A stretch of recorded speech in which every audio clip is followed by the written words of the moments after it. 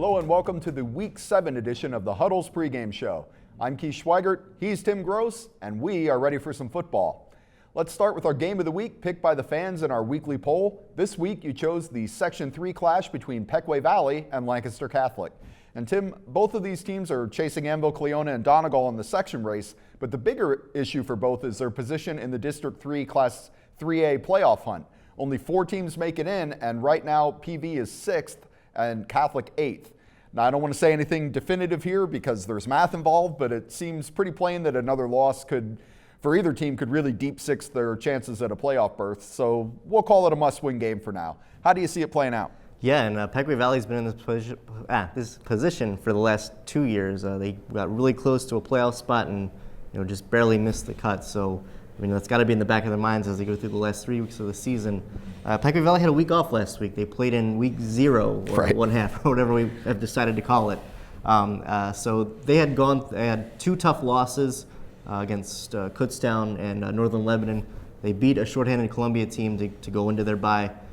Lancaster Catholic is 3-3 and really picked up a big win against Elko last week. I think that was kind of a character game for them to go a little bit into cliche territory where they got a lead and they held on to it and got a big win at home, and they're looking to build on that momentum.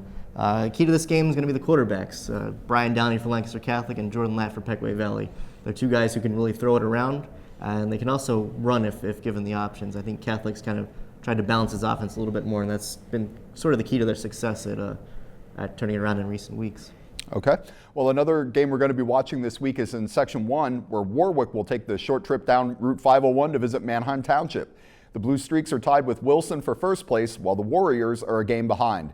Again, this one could have some district playoff implications. Township is 7th in the Class 6A rankings, and Warwick checks in at number 9. The top 8 teams get in.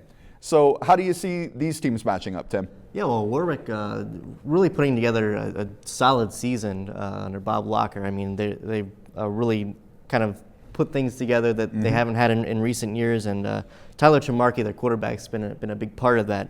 He threw for 117 yards and a touchdown last week against Hempfield, and that was an interesting game where it was a really crazy fourth quarter, and Tremarky really kind of kept them grounded and was able to make some plays at the end to preserve the win.